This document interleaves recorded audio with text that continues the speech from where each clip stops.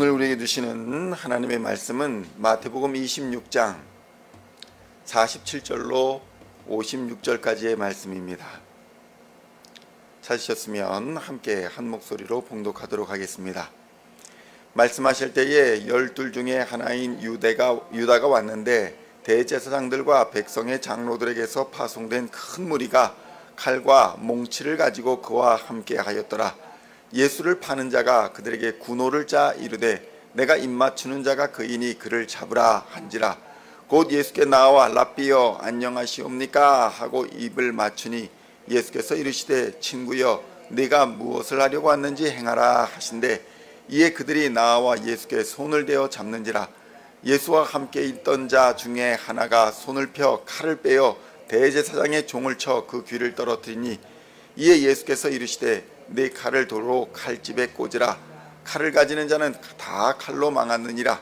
너는 내가 내 아버지께 지금 구하여 지금 12군단 더 되는 천사를 보내시게 할 수 없는 줄로 아느냐. 내가 만일 그렇게 하면 이런 일이 있으리라 한 성경이 어떻게 이루어지겠느냐 하시더라.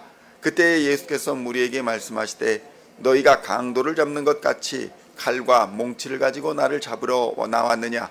내가 날마다 성전에 앉아 가르쳤으되 너희가 나를 잡지 아니하였도다. 그러나 이렇게 된 것은 다 선지자들의 글을 이루려 함이니라 하시더라. 이에 제자들이 다 예수를 버리고 도망하니라. 아멘. 할렐루야. 오늘은 마태복음 26장 47절로 56절의 말씀을 본문으로 때를 아는 지혜라는 제목으로 은혜의 말씀을 함께 나누고자 합니다.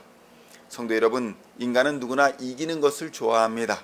운동 경기를 해도 승리를 하기 위해 싸우는 것이고 그 운동 경기를 응원을 한다 할지라도 승리를 위해서 응원을 하는 것입니다.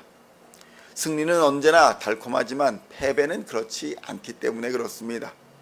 자신의 것, 명예, 권력, 재산, 가치 이런 것들을 빼앗긴다는 것은 여간 수치스러운 일이 아니며 패배의 감정은 늘 부끄러움과 고통을 유발하기 때문입니다. 그래서 많은 운동선수들이 이기기 위해서 열심을 다하고 노력을 다하고 최선을 다하지만 그럼에도 불구하고 승리는 언제나 보장이 되지 않습니다. 전쟁의 경우에는 어떻습니까? 전쟁의 경우에는 목숨을 걸어야 합니다. 승리는 생명의 보존이며 일정한 생활을 약속하지만 전쟁에서의 패배는 죽음입니다. 모든 것을 다 잃는 것을 의미하기 때문에 전쟁에서는 도덕도 없고 규칙도 없고 책임감도 요구되지 않는 것입니다. 승리하는 자는 생존하는 자요, 패배하는 자는 죽은 자이기 때문에 그렇습니다. 그런데 성도 여러분, 우리의 신앙생활은 어떻습니까? 신앙생활도 비슷합니다. 늘 선택에 부딪히고 결정해야 하는 수많은 상황들 속에서 어떤 신앙의 기준과 믿음과 능력을 가지고 있느냐에 따라서 우리 신앙의 승패가 결정나는 것입니다. 매번 넘어지면서도 다시 기도로 일어서는 사람이 있는가 하면 한번 크게 넘어져서 교회를 떠나고 신앙을 떠나는 사람도 있는 것입니다. 그런데 성도 여러분, 중요한 것은 신앙인에게 무엇이 승리냐라는 것입니다. 기독교인에게 승리란 세상에서의 성공을 거두는 것이 아닙니다. 세상에서 권력을 얻고 명예를 얻고 부를 얻는 것이 신앙의 승리다 생각하면 큰 착각이라는 것입니다. 가끔 자식 문제나 경제 문제로 인해서 자신의 신앙생활을 착각하는 분들을 보게 됩니다. 자식이 세상에서 출세하면 자신의 경제가 부흥하여서 부를 이루게 되면 자신의 신앙생활이 승리했다라고 믿지만 자식이 때로는 기대에 못 미치고 내 부와 경제력이 기대에 못 미치면 신앙생활에서 패배했다라고 믿는 분들이 간혹 있더라는 것입니다. 이는 명백하게 잘못된 신앙입니다. 그런 시각으로 보면 예수님의 어머니 마리아는 완전한 실패의 사람이기 때문에 그렇습니다. 예수님은 몫으로 성공도 못했습니다. 재산도 없고 결혼해서 자식도 갖지 못했습니다. 그러다가 일종의 반역죄로 잡혀가지고 십자가에 달려서 온갖 조롱과 멸시를 당하며 공개 처형을 당하는 수모를 겪었으니 그런 자식을 둔 어머니 마리아는 세상의 시각으로 보면 완전한 실패의 사람이 되는 것입니다. 그러나 성경은 그렇게 말하지를 않습니다. 성도 여러분, 신앙의 승리는 하나님의 뜻을 따라 순종했는지 불순종했는지의 여부가 가른다는 사실을 믿으시기를 우리 주님의 이름으로 축원드립니다. 예수님이 그러셨습니다. 예수님은 마귀와의 싸움, 자신과의 싸움, 질병과 어둠의 권세, 세상 지도자들과의 논쟁과 싸움에서 언제나 승리하셨던 분이셨습니다. 조금도 자신의 고결함과 거룩함을 잃지 않으셨습니다. 사랑과 공의로서 사람들을 언제나 친절히 대하셨습니다. 하나님의 권위를 가지고 계셨습니다. 그에 합당한 능력도 가지고 계신 분이셨습니다. 일개 목수의 아들에 불과했던 예수님을 사람들이 이스라엘의 왕으로 세우고자 한 이유는 그가 합당한 권위, 왕으로서의 권위와 일과 말과 또 능력과 성품과 품위를 가지고 계셨기 때문에 사람들이 왕으로 추대할 수 있었던 것입니다. 그런데 성도 여러분, 예수님은 이런 세상 권세와 명예에 관심이 없으셨습니다. 언제나 하나님 아버지의 뜻이 우선이었던 분이셨습니다. 한 발자국만 더 가면 세상의 승리와 영광, 명예, 부 모든 것을 이루실 수 있었음에도 불구하고 그 마지막 한 걸음을 걸어가지 않으셨다는 것입니다. 멈추셨습니다. 이처럼 예수님처럼 때를 아는 지혜는 어떤 특정한 상황에서 무엇을 해야 될지 시기적절하게 판단하고 행동하는 능력, 그것이 바로 때를 아는 지혜인 것입니다.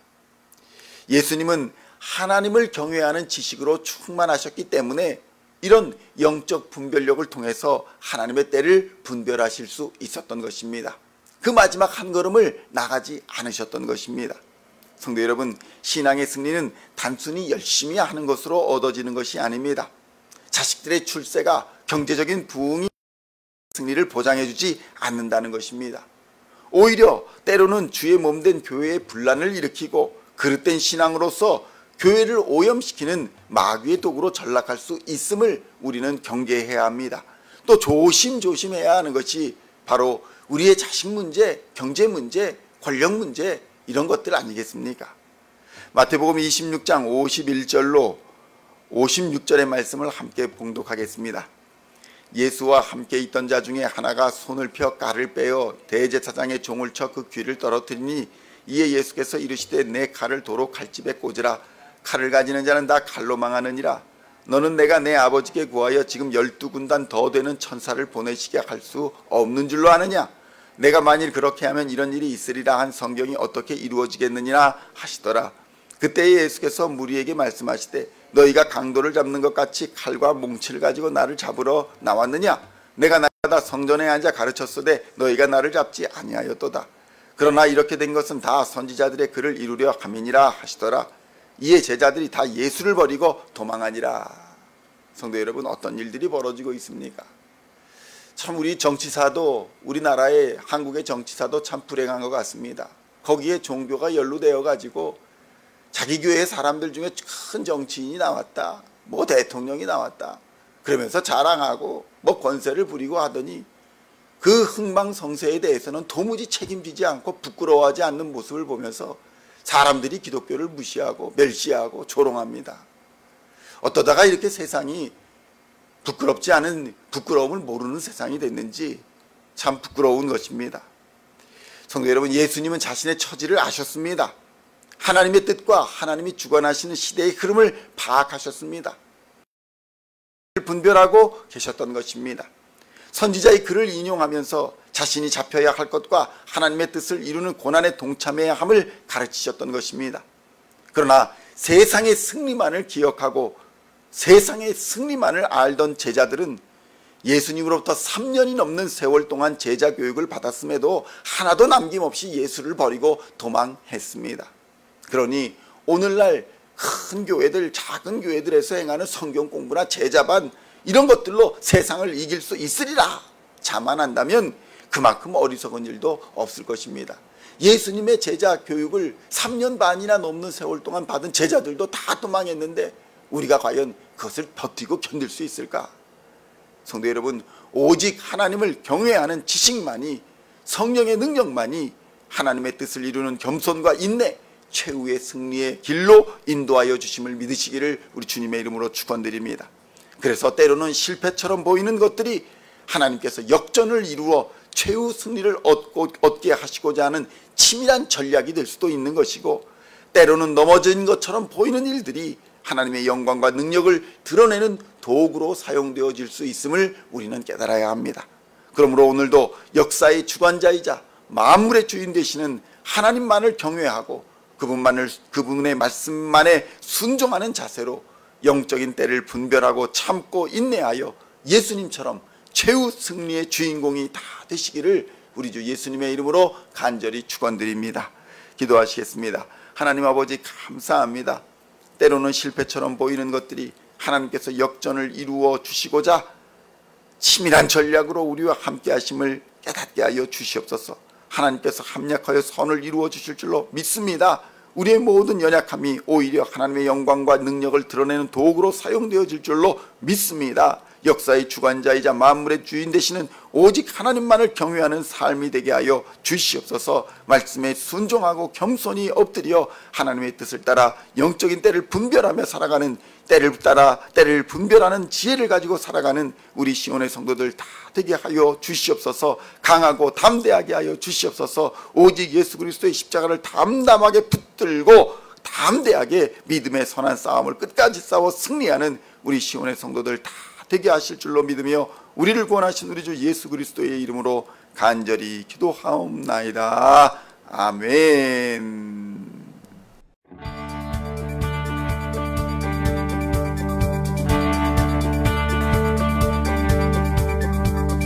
Singing songs of thy praise, we are coming to you, dancing before your throne.